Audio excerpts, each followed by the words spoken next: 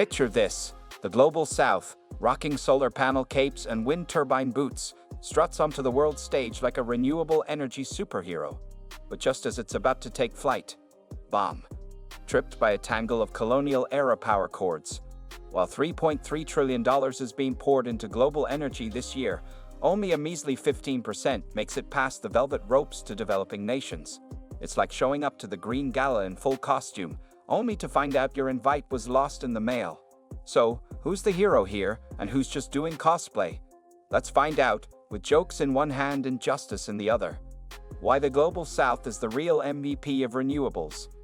The Global South isn't just along for the ride, it's leading the clean energy parade. Solar and wind capacity in Africa has surged from 56 gigawatts in 2022 to nearly 67 gigawatts in 2024, and ambitious pipelines suggest a jump to 300 GL by 2030 under the Accelerated Partnership for Renewables initiative from Conference of the Parties 28. India, the world's largest solar Moscow park, now boasts 110.8 gigawatts of solar as of May 2025, with megaprojects like Badla and Kutch on the rise. Brazil, Mexico, and South Africa collectively represent 59% of a $1.6 trillion pipeline of clean industry investments. Yet, only 69 projects are operational and just 65 financed a green pipeline that's more green-minded than green-lit. Sure, the sun shines everywhere, but money isn't following. That's where the bottleneck and the opportunity lies. Neo-colonial pitfalls, the villains we must nab. Just because a project is green does not mean it's clean. Africa, Latin America, and Asia risk falling into green-grabbing traps where local farmers lose land to solar giant developers without even being invited to the groundbreaking. Many deals are tied to stringy loans from multilateral banks, laden with neoliberal conditions reminiscent of past eras.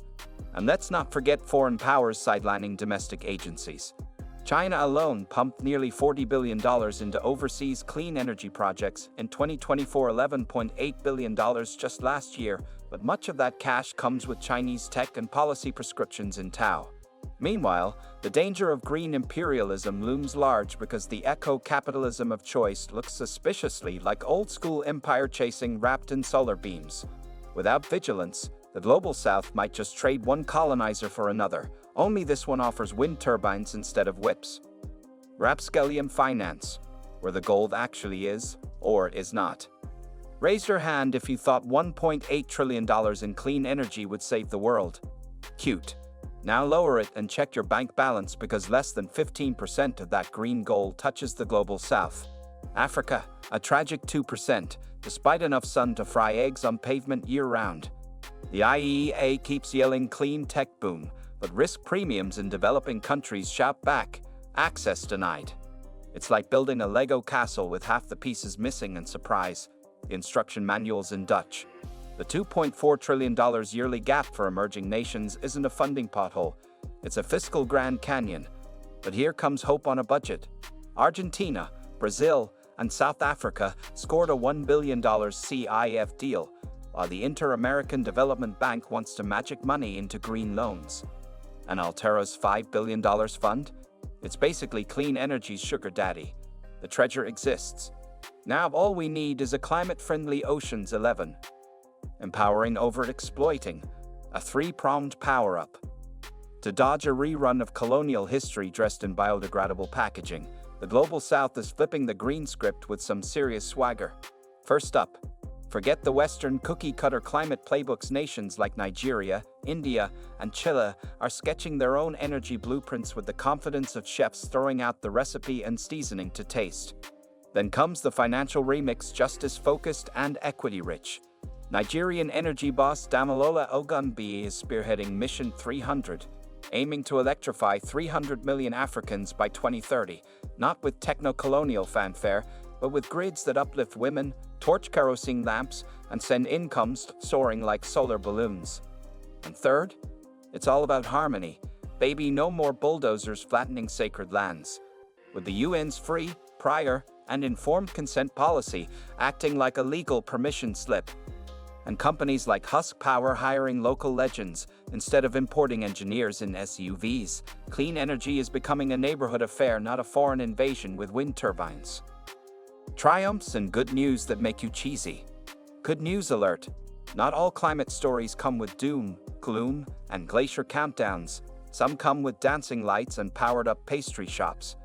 In Kenya and Nigeria, mini-grids did not just flip switches, they flipped entire communities into overdrive, with incomes quadrupling faster than you can say photovoltaic. Streets got safer, women launched more businesses, and children swapped kerosene fumes for study lamps that didn't double as fire hazards. In Mali, solar is literally baking change. Karen's solar plant helped bakeries slash diesel costs while powering up local gaming lounges. Yes, Fortnite now runs on sunshine. India's solar parks are flexing with superhero strength, boasting 110 gigawatts of installed capacity and billions in foreign investment, because apparently, solar is the new Bollywood. Meanwhile, South Africa's Renewable Energy Independent Power Producer Procurement Program is quietly saving 22.5 million tons of CO2 and enough water to fill 10,000 Olympic pools.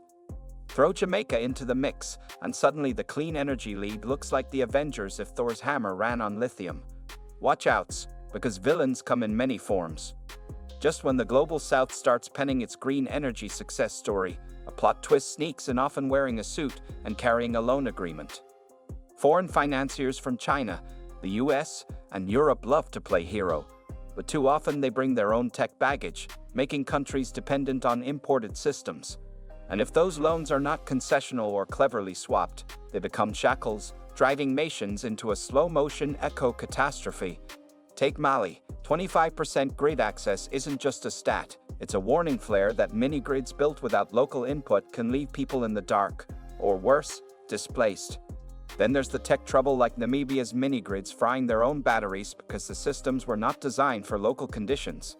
Developers can't just drop hardware and vanish. They need to embed themselves in communities, design for real-world needs, and treat locals as partners in progress, not footnotes in a failed case study, because in this tale, the villain is not always obvious, but the consequences sure are. Book for inclusive clean energy action. Imagine the Global South not just playing the game, but designing the rules and winning. First move. Leadership rooted in the South, with national agencies steering the energy ship, not foreign consultants with flowcharts. Next, keep the money close, build the turbines, fix the panels, and grow the tech talent right at home. Finance? Make it clever, blended guarantees, local currency loans, and diaspora bonds that turn nostalgia into megawatts. Wrap it all in legal armor, open bidding, budget transparency, and procurement that can survive sunlight. And no shortcuts, get free. Prior and informed consent, prioritize gender equity, and make sure land rights aren't trampled for solar farms.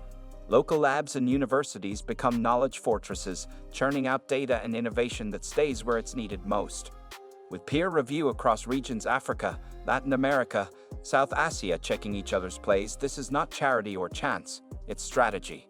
The Global South becomes lead actor, director, and screenwriter, no longer waiting in the wings. A future that's bright and brilliant.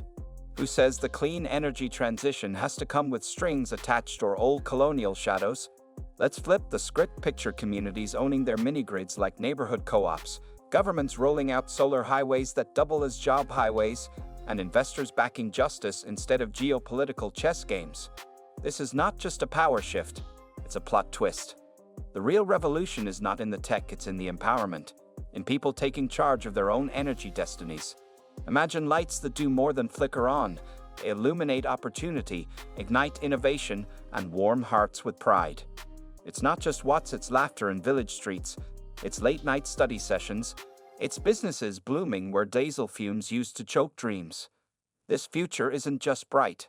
It's brilliant, because it belongs to everyone. If you enjoyed this wild ride through solar-powered justice and wind-driven revolution, smash that like button like it's a fossil fuel executive's ego.